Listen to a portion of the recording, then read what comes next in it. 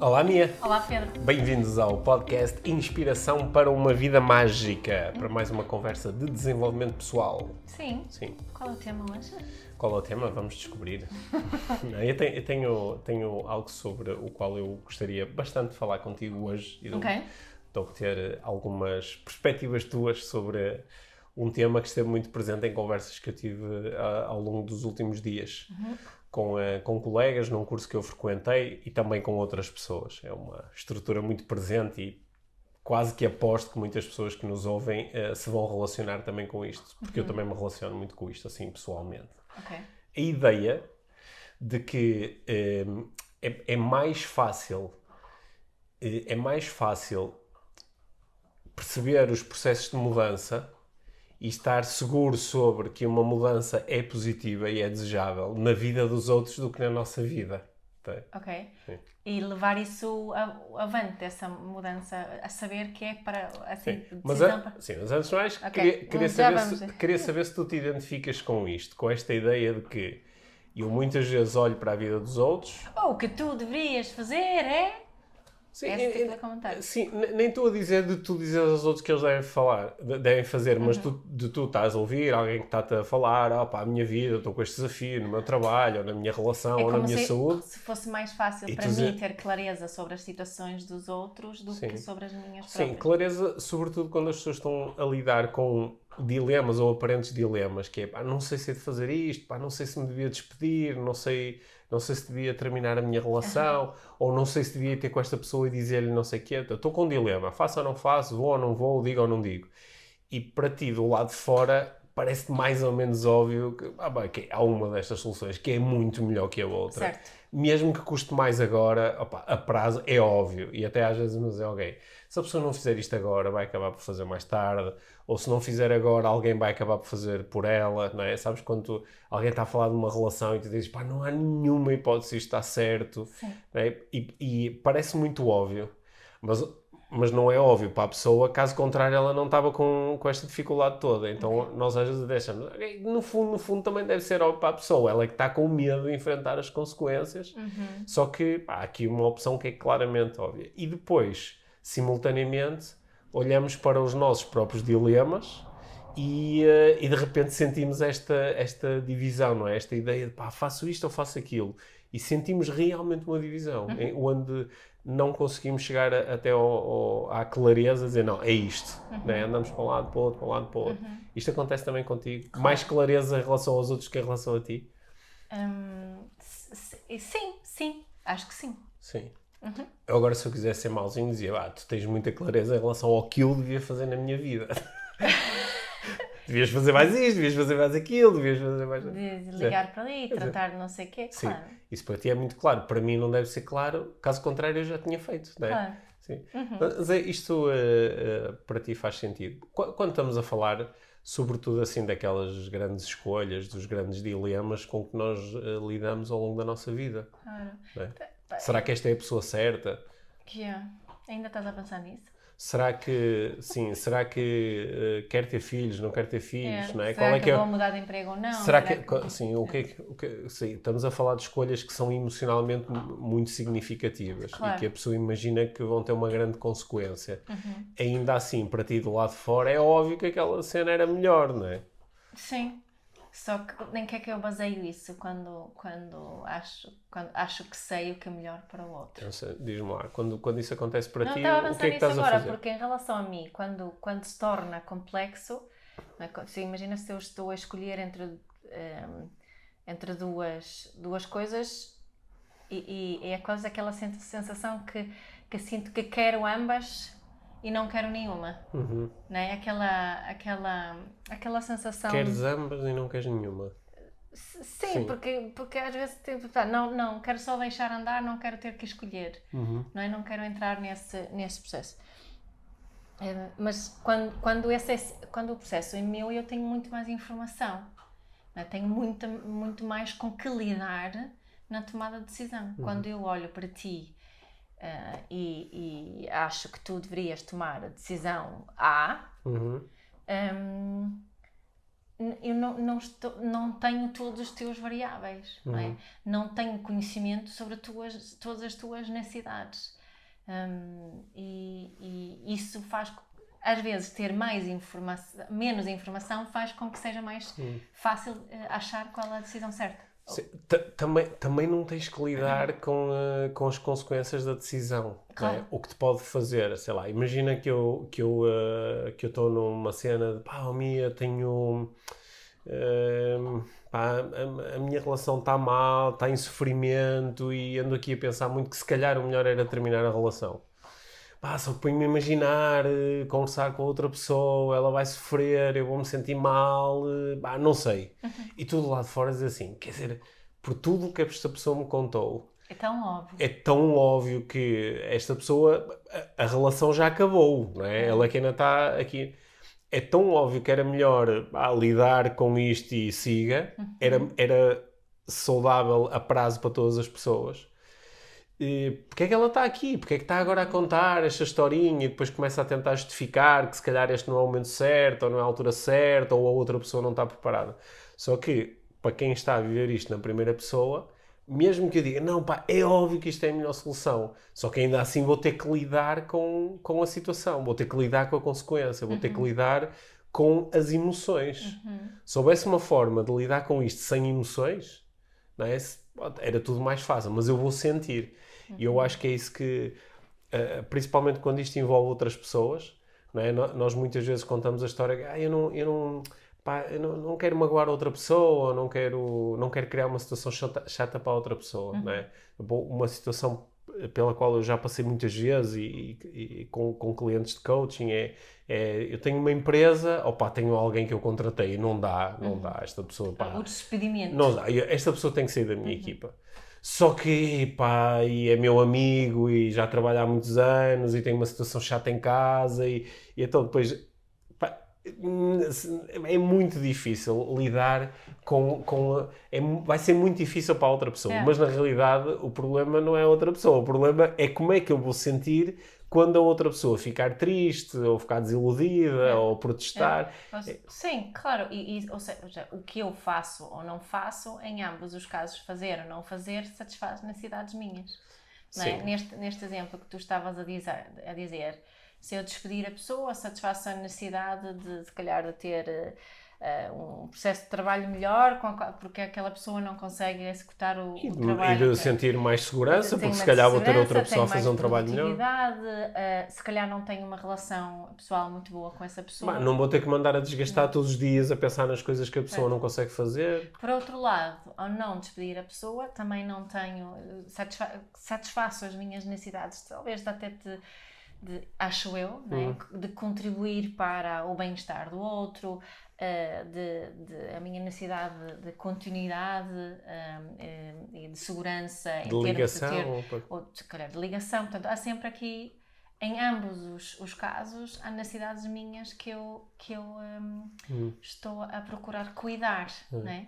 Se eu for buscar aqui nestas situações os processos de tomada de decisão que nós estudamos na neuroestratégia, vamos procurar fazer aqui um exercício que é um pouco especulativo, mas obviamente este balanço que tu estavas aí a propor entre as necessidades que eu satisfaço ao fazer uma coisa e ao fazer a outra, e ele deve estar assim mais ou menos aproximado, se fosse muito óbvio. Se fosse 80-20, eu acabaria por, olha, pá, custa muito, mas vou ter que pôr a pessoa. Portanto, deve estar assim mais equilibrado. Só que nós podemos especular então, se eu decidir despedir ou decidir não despedir, neste momento há umas necessidades que são protegidas e outras que são postas em causa. E indo por um lado ou indo por outro, o que é que vai acontecer daqui a 1 ano, e daqui a 2 anos, e daqui a 3 anos? E eu acho que às vezes ajuda as pessoas a entenderem que, claro que há aqui um momento, por exemplo, de quebra de conexão. É uma pessoa que é minha amiga e que pode sentir, então o meu amigo vai-me despedir, e ainda por cima num momento que sabe que é difícil para mim, na minha vida. Só que eu posso dizer, se houver aqui uma conexão mesmo forte, eventualmente daqui a 1 ano, daqui a 2 anos, esta conexão vai ser restabelecida de alguma forma e posso começar a fazer esse exercício. O que é que acontece mais à frente? Porque nós muitas vezes não temos uma conversa, não avançamos com uma decisão, porque não queremos lidar com, não quero que a pessoa fique chateada, não quero lidar com as emoções do outro. Só que depois, ao não implementarmos essa decisão, vamos trazer desgaste à relação. Sim, tu estás aqui a falar, acima de tudo, pelo que eu estou a perceber, em situações em que as escolhas afetam relações humanas. Certo. Não é? Certo. Tipo, dois sócios que se dão mal, ou um dá-se mal com o outro, Sim. numa relação romântica, uma relação de chefia e colaborador. Sim, ou de amigos. Ou situações em que a nossa escolha não achas que essas são as mais difíceis? Porque mesmo quando as pessoas têm escolhas, estou a hesitar muito, tenho uma proposta para ir trabalhar para o Brasil, mas não sei. Depois, quando a pessoa começa a falar, normalmente, não sempre, não é? Porque às vezes a pessoa está a dizer, não sei, depois posso ficar desiludido, será que eu me vou adaptar? Tem muito a ver com o eu, não é? Mas muitas vezes aparecem coisas, vou ficar longe da minha família, não é? Ou vou desiludir alguém que apostou em mim.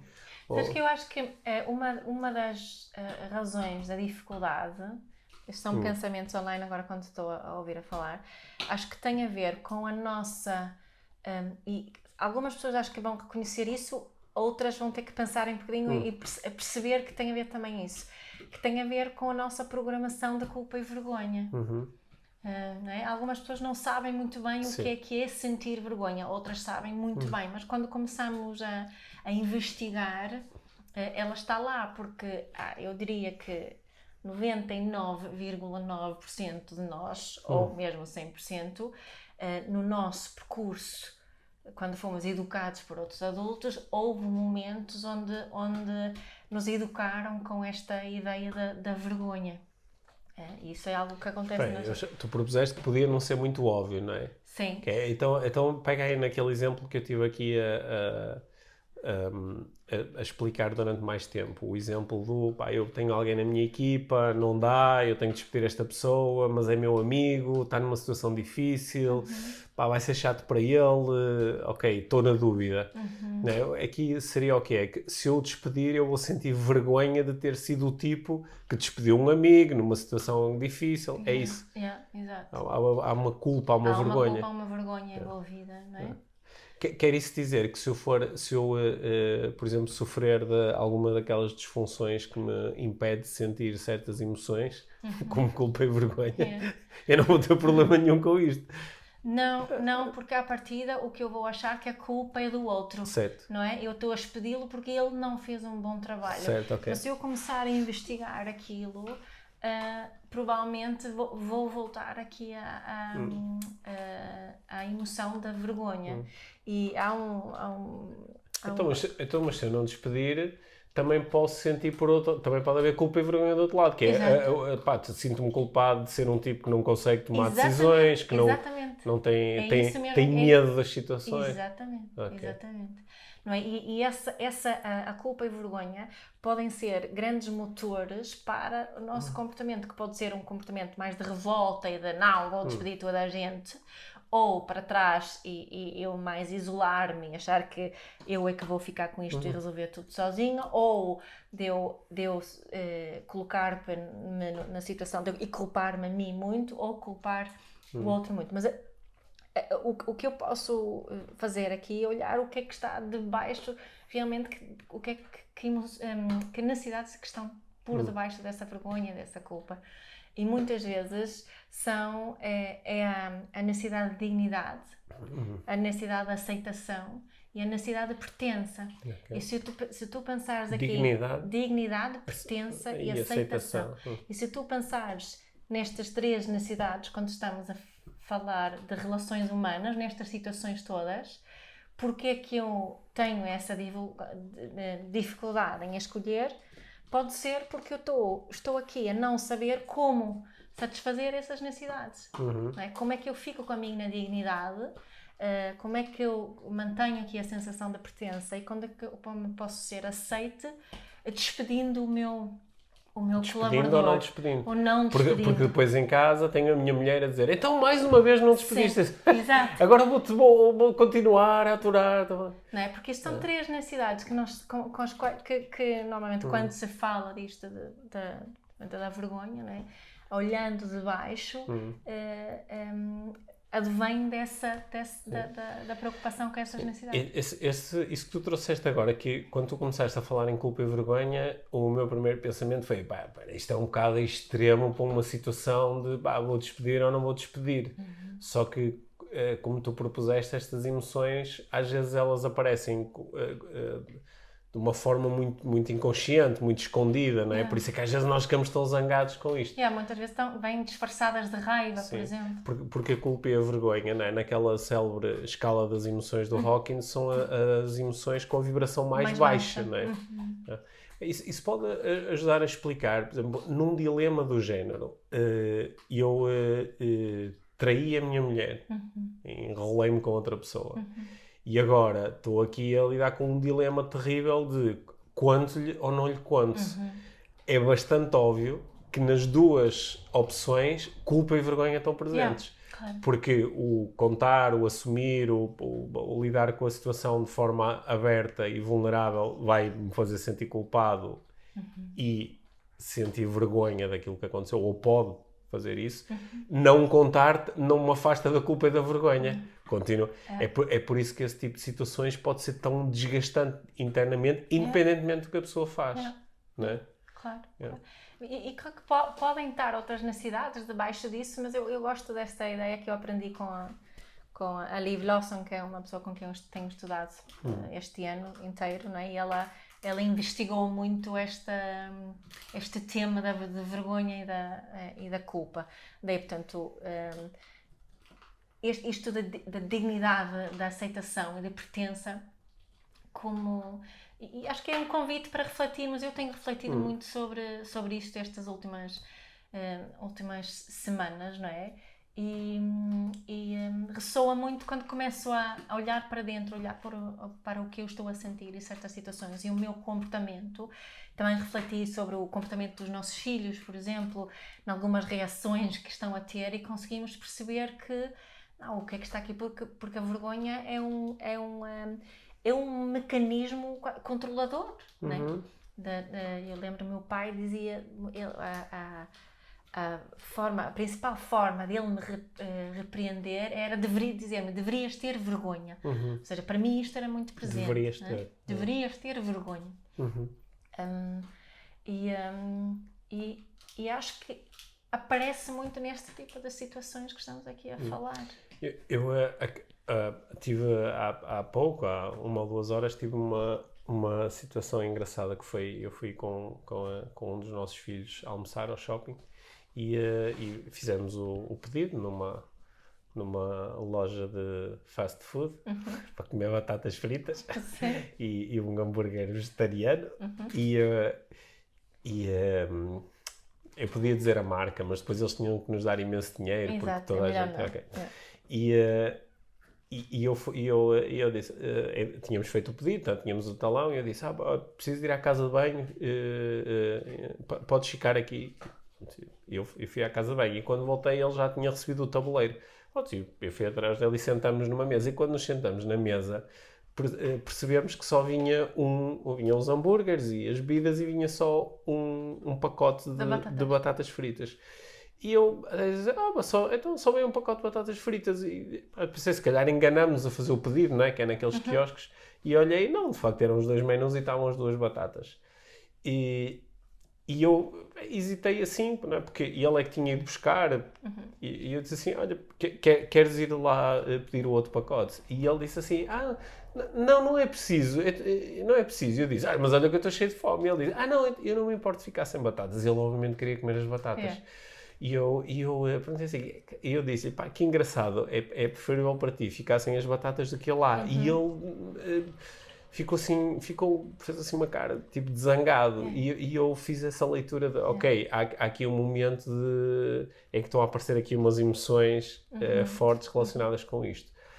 E eu ia começar a chateá-lo, sabes? Ia começar a chateá-lo, a dizer, então vai lá buscar as batatas. Só que depois lembrei-me que eu também tendo a fazer isso. Tu tens muito esse padrão. Ou seja, com quem é que ele aprendeu isto, provavelmente. E eu disse-lhe assim, olha,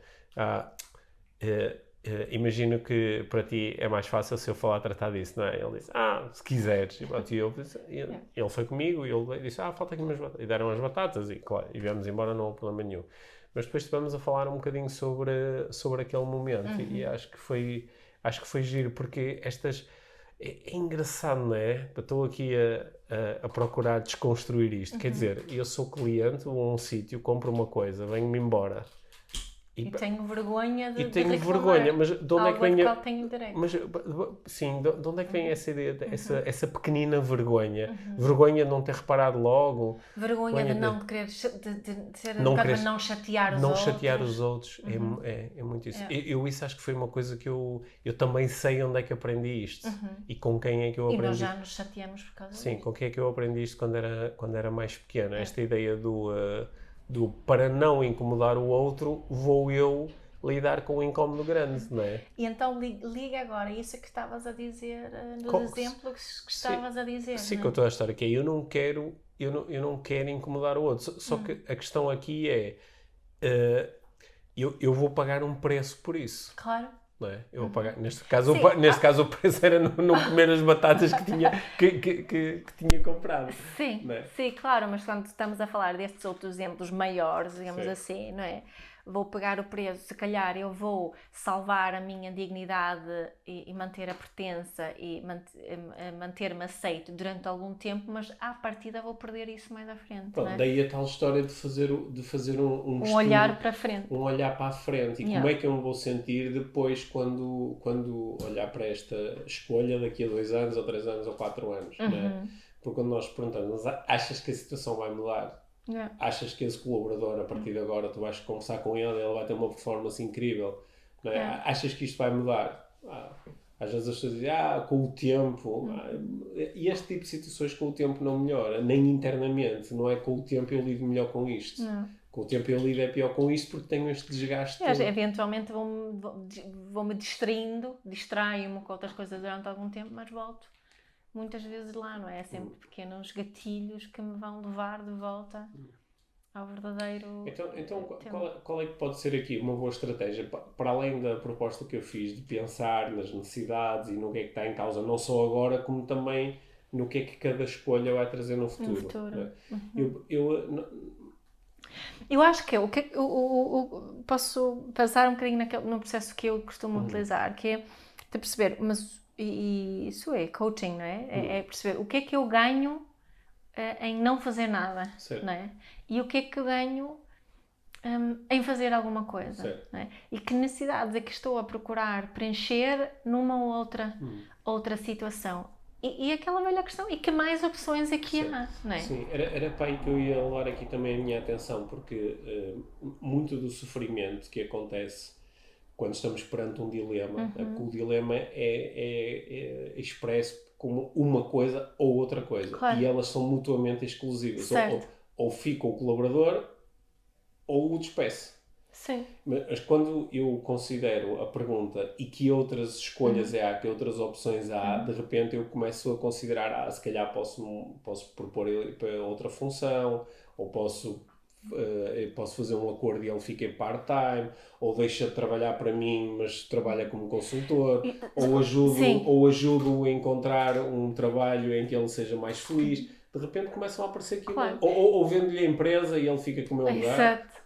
E para mim faz sentido, o passo antes de pensar nas outras opções é pensar em que necessidades que estão aqui em causa, não é? Senão fica como uma história que eu acho que já contei mais do que uma vez, não é? Daquelas do casal onde ela queria um gato e ele queria um Rottweiler e acabaram a comprar um Chihuahua. Claro que isso é uma opção, só que ambos, ela não quer passear cão nenhum, não, ele queria era passear um Rottweiler, não quer passear um Chihuahua, e coitadinha está o Chihuahua ali no meio, não é? Isto é assim um exemplo tão clássico de onde estamos a tentar chegar a uma coisa intermédia, quando essa coisa intermédia não satisfaz as necessidades de ninguém. Sim, esta investigação de que outras opções há, raramente a opção certa é uma coisa intermédia. Certo. Normalmente é uma coisa nova, é um recriar da situação a partir desta informação. Exato. Né?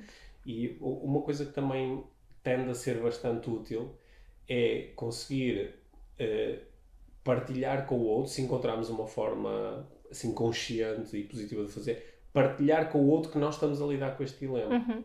Não é? Ajudar o outro a participar nesta decisão. Certo. Tu achas que isso também pode ser um... Sim, e acho que é uma das...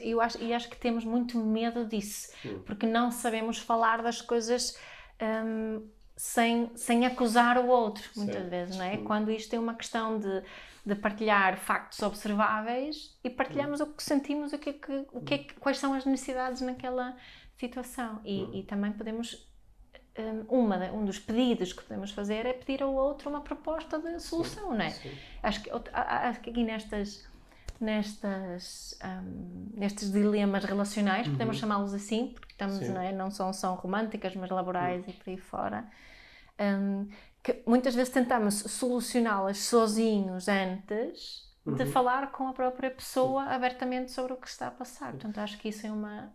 Eu lembro-me há muitos anos, ainda, assim, antes da minha vida formal de desenvolvimento pessoal, de uma pessoa de quem eu era chefe disse-me que estava a lidar com este dilema, que tinha um elemento na equipa dele que tinha uma performance muitíssimo abaixo daquilo que era razoável para a pessoa ocupar aquela função e receber aquele salário. E portanto ele queria retirá-lo da equipa, mas as conversas estavam a ser extremamente difíceis. Porque o colaborador ficava muito defensivo, justificava-se com a própria performance do seu chefe, justificava-se com muitas coisas. E, portanto, estava a ser difícil chegar até uma decisão que pudesse ser mais ou menos amigável. Estava a ser muito difícil. Então pediu a minha ajuda como chefe dele para ver se eu podia falar diretamente com o colaborador.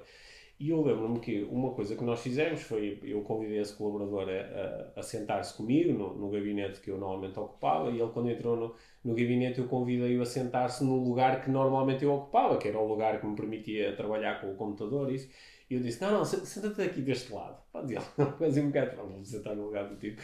Ele sentou-se no lado e eu sentei-me no outro lado da secretária. E procurei lançar-lhe ali os dados que estavam em cima da mesa, convidando-o a imaginar-se como o meu chefe e dizendo, olha, imagina que tu és o meu chefe e que os resultados que eu estou a entregar são este, imagina que já houveste esta conversa e que pronto, a situação manteve-se mais ou menos a mesma.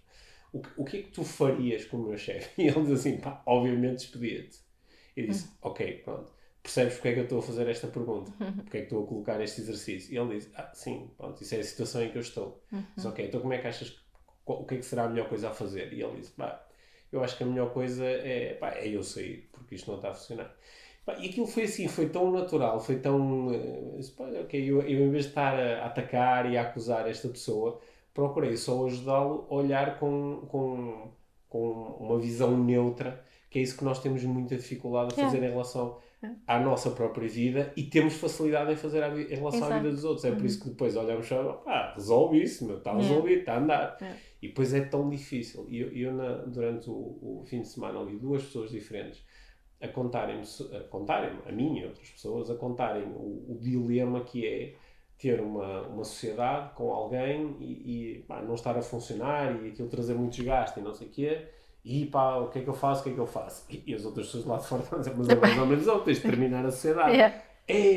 Não sei o quê e tal. E situações que se arrastam em alguns casos há anos. E para mim foi muito interessante estar a ouvir aquilo, porque para mim, eu não tenho muitos dados como te dei, não tenho pormenores, não tenho detalhes, mas parecia-me óbvio, só que depois lembrar-me de todas as vezes em que eu já passei por isso. De ter uma sociedade, de lidar. Eu sei, acho que sei exatamente o que é estar naquela posição. E eu disse a uma das pessoas que estava lá, disse, pois, o problema é teres que ser tu a lidar com isso, não é? Porque se fosse outra pessoa era óbvio. Ele disse, esse é o único problema. Disse, ok, de facto ninguém consegue lidar com isso por ti, não é?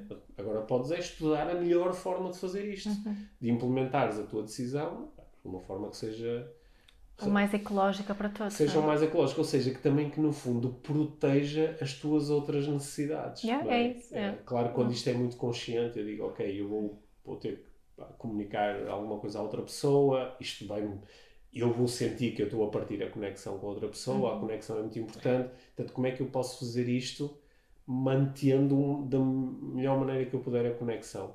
Acho que esse é um bom exercício. Sim, e sabes que eu acho que há aqui mais um fator que é extremamente importante, que é a intenção que levamos para esse tipo de conversas. E, ao meu ver, tudo aquilo que eu sei, que acredito hoje em dia, a primeira intenção, vou utilizar uma palavra forte, deve ser sempre o contacto com o outro. E não conseguir algo do outro ou obter uma específica resposta ou seja o que for, não é? Que quando ou partilhar o que eu sinto, não é? Quando a intenção primária é estabelecer contacto com esta pessoa, é mais do que meio caminho andado depois para ter um diálogo mesmo produtivo. Sendo que depois disso, depois das várias opções que foste dando aí, depois dessa intenção de estabelecer e manter o contacto com o outro, eu acho que o partilhar como eu me sinto tende a ser também uma boa forma de comunicar. Sim, portanto, o estabelecer contacto normalmente acontece através da empatia, não é? E a empatia vem sempre de mão dada com honestidade, portanto, sim. Só que aqui a honestidade, porque eu podia dizer, Alminha, vou-te dizer honestamente o que eu acho sobre o teu trabalho. Sim, não é? mas é que estamos a fazer honestidade sobre mim, que estou aqui a conversar contigo. Sinto-me frustrado, ou sinto-me inseguro, ou sinto-me confuso, ou sinto muito determinado a chegar a um determinado objetivo. Isto são dados que podem ser importantes para o outro também conseguir ver a situação um pouco pelo nosso lado. Só que muitas vezes vou ser muito honesto em relação ao que penso sobre ti. Em relação ao que tu tens que mudar para isto. Sim, mas isto é tão difícil, Pedro, não é? Porque podemos levar isso de volta a outra. Há bocado, não é? Quando falamos de culpa e da vergonha, porque para muitas pessoas implica sentir vergonha, conscientemente ou não, partilhar o que sente e o que precisa. Certo.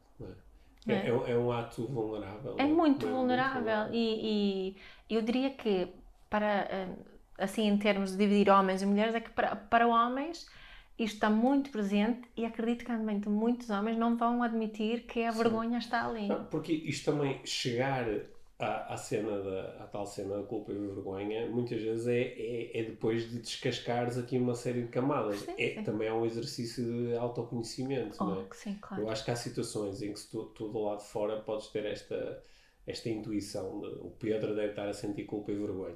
Só que se tu me propuseres isso, eu acho que há muitas situações em que vou dizer culpa e vergonha. Então, se eu admitir que sinto vergonha, vou sentir ainda mais vergonha. Essa é a cena, não é? Não, eu estou zangado, estou raivoso, estou irritado. Aliás, eu noto que a minha reação, se alguém disser assim, estás um bocadinho envergonhado, eu digo logo que não. Claro.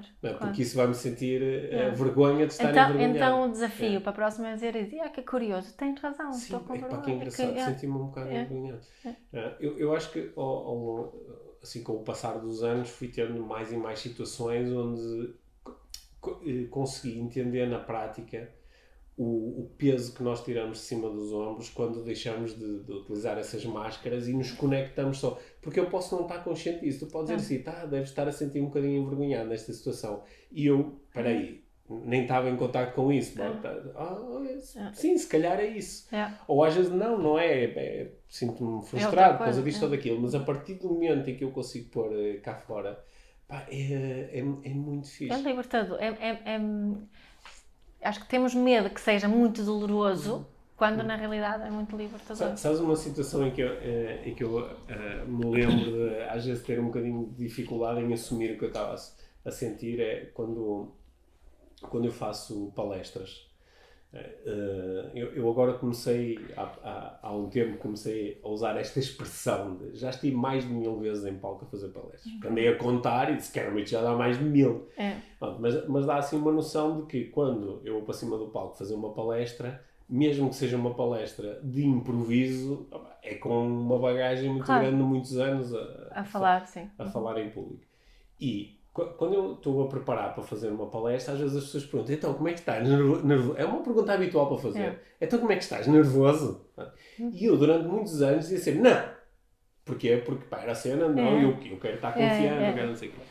E também uma certa sensação, né? Então eu como palestrante profissional vou dizer que estou nervoso ou que estou inseguro, né? Mesmo que às vezes era isso que eu sentia. Certo. E desde que eu comecei a ser mais honesto com, olha, o que eu estou a sentir é isto, ok? Pá, a pessoa, se calhar é o cliente que me está a pagar, mas a verdade é que eu estou nervoso. Ou às vezes estou inseguro por causa de alguma coisa que aconteceu. E posso dizer, olha, estou inseguro porque não tenho a certeza que as pessoas estejam... por exemplo, o evento já está atrasado e eu estou um pouco inseguro porque não sei se as pessoas... Estão com paciência. Estão cheios de fome. Olha, há uns tempos num evento, a pessoa perguntou, então Pedro, confiante e não sei o quê, eu disse mais ou menos. Eu disse, sério então? Eu disse, não, é que eu tenho observado durante a palestra anterior que quase 50% das pessoas estão com o telefone na mão. Ok? Eu não sei se isso é um hábito aqui na organização, e estou aqui a pensar em formas que eu tenho de com todos os teus recursos, com clareza, mas simultaneamente com leveza, convidar as pessoas durante a palestra a não usarem o telefone. E a pessoa diz, pois é chato, não sei o quê. Eu disse, mais ou menos, é que se eu estivesse no lugar delas a participar neste evento, eu também estaria no telefone. Sim. Como a seca. Eu disse, porque isto está a ser esta parte está a ser um bocado seca. E rima, era o que eu estava a sentir. Sim. E a pessoa acabou por dizer, pois é difícil fugir a estes formatos. E eu disse, quer dizer, é difícil, vamos ver. Eu vou propor aqui um formato diferente a seguir. Mas às vezes ter estas conversas, curiosamente o que é que faz? Enquanto que na primeira versão, não, estou super seguro. A parte de mim que está nervosa e insegura não se sente reconhecida e vai criar mais insegurança. Não me devia estar a sentir nervoso. Na segunda versão, de repente, aquelas emoções, a parte de mim que sente aquelas emoções, sente-se reconhecida. Certo. Não é? E, curiosamente, esta conversa começou-me a acalmar. Claro, mas o que é que está ali em causa, muitas vezes, não é? A tua dignidade, a necessidade de aceitação e de pertença. Sim. Não é? Sim, também podemos incluir outras necessidades ali, porque a partir da sentimos mais segurança quando as emoções estão em cima da mesa e visíveis, ficamos mais seguros. Certo. Né? Mesmo quando são emoções que nos abalem. Ou seja, isto para muitas pessoas é uma barreira muito grande. Para mim também é uma barreira muito grande em determinadas situações. Só que quando nós conseguimos entender que há aqui um paradoxo, que é eu ir para além da barreira, faz com que a barreira desapareça. E a conquista desse paradoxo depois torna as coisas bem mais claras. E eu acho que talvez nesse momento a tal clareza que nós temos quando os outros estão a tomar decisões se começa a manifestar também em nós. Quer dizer, que é engraçado, eu estou aqui num dilema, não estou num dilema porquê? E começam a usar se calhar um pouco da linguagem que estavas a propor.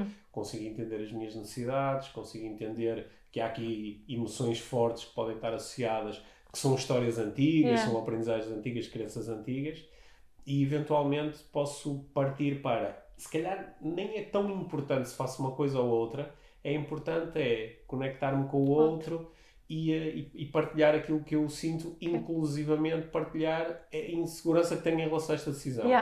E a partir daí as coisas até podem levar a um caminho diferente.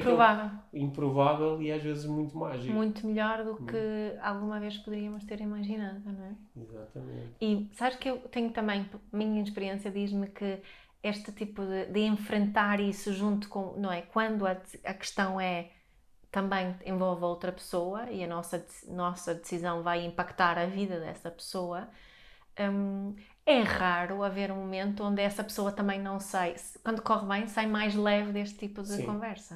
Também. E ficamos a saber que se calhar ela também estava a sentir coisas muito parecidas. A não ser que a pessoa esteja num estado de muito poucos recursos, mas isso também te indica que qualquer que fosse a decisão que tu tivesse tomado sozinha também ia acabar. Olha, sabes uma coisa que seguiu um caminho improvável e ainda mais mágico do que eu estava à espera? Foi esta nossa conversa. Sim. Como sempre, gostei muito de falar contigo, Mia. Espero que quem nos ouve tenha gostado disso. Este tema de culpa e vergonha é um tema que vamos levar, eu quero levar para o nosso IVM+, sabes? Sim. Nós continuamos a ter temas muito interessantes a serem trabalhados no IVM+, todos os meses. Né? O tema que nós estamos a trabalhar aqui no mês de setembro é o das crenças. Sim. e trouxemos para a nossa aula ao vivo mensal, trouxemos aqui um conteúdo diferente, uma forma Sobre diferente de olhar para as criança. crianças e que eu acho que foi mesmo muito interessante. Portanto, para quem nos está a ouvir e ainda não faz parte do IVM+, é só procurar o link que anda aí em todo lado, nas nossas redes sociais, nas páginas do podcast, ou enviarem-nos uma mensagem. E as aulas todas para trás estão disponíveis. As aulas para trás todas estão disponíveis, que é um curso de desenvolvimento pessoal incrível, a que tu podes aceder agora, juntando ao grupo do IVM+. Também temos um novo canal do Telegram só para alunos do IVM+, que nos permite ter um contacto ainda mais próximo. Por isso, talvez seja uma boa decisão para este mês de setembro, para esta reentrée, juntar-te. Vai satisfazer muitas necessidades. Vai satisfazer muitas e livrar muita vergonha. Vá, isso. Sim. Obrigada, Pedro. Obrigada.